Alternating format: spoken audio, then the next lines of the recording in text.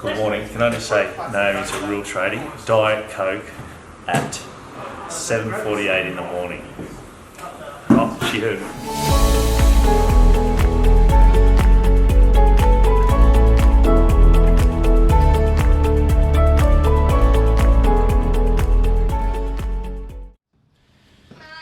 There seems to be a whole world of head shaking talking about these walls. So this is going to be just a cut It's opening more and then better. just pile something on the outside for now, because we're obviously not building out there right yet. No. No, so this, so we'll put our big doors in here. Yep.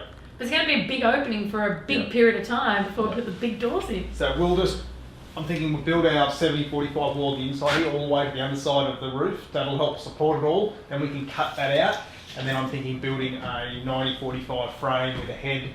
Yep. Maybe if we actually do that before you put any frame up there, we get the opening size. So it needs to be 2 metre opening size. Yep. By 26-50 high opening size. Yeah.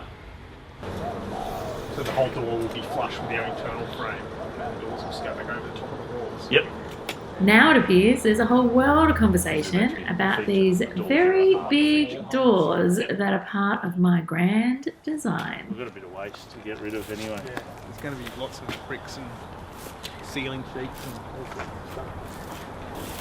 Hello. But after a lot of chat, it appears that the team are ready to get cracking. First step, wall sheeting down. Second step, lining of the ceiling down. Oops, it wasn't all meant to come down that way, but it did. Not everything goes to plan in a reno. Wow, yesterday was such a huge day with lining of walls coming down, lining of ceiling coming down, and the amount of dirt and coal dust and debris and rodents and carcasses that we found. It was just too much. Today is going to be just as big because the big doors we've been talking about need a big opening. First step, trying to remove this window as safely as possible, and then bring out the quick cut.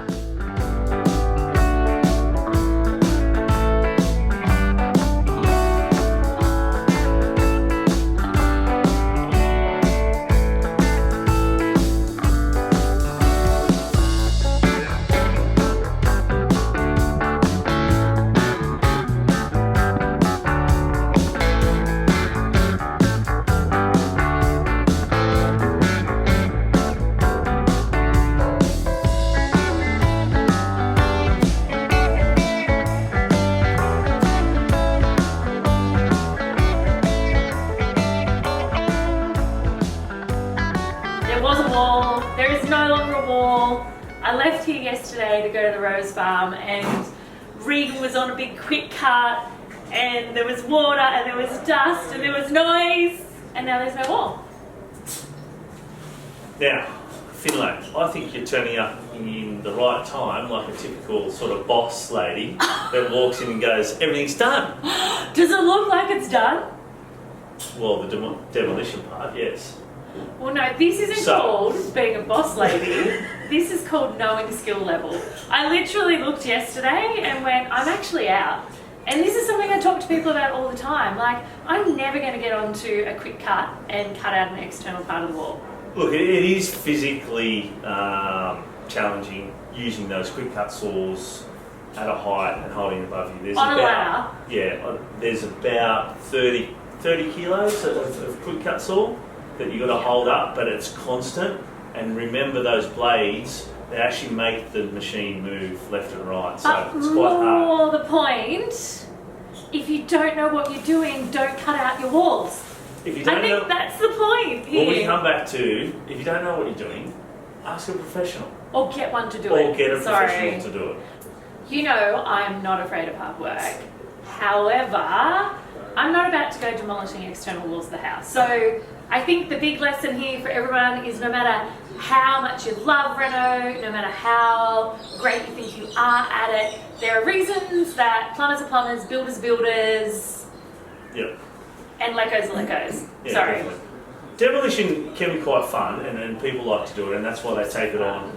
But there is also a process of doing the demolition. For example, what we have behind me here is knowing where to cut the wall out for your new fabulous doors that you're going to put in here. I call people demo divas when they don't know where to stop. You have to know what's to come to be able to demo properly. That's right. Hence this wall over here, we're going to direct stick gyprock onto there. So we need to be gentle. So we need to be gentle. We need to know how much we're taking off this. Whereas, say this wall above the door that's going, this will be framed out in front of. So we'll have a new frame. Which won't matter. Yeah, so there you go. Are you happy with the progress? Very happy. I mean, look, this is day... What day? 1, 2, 3.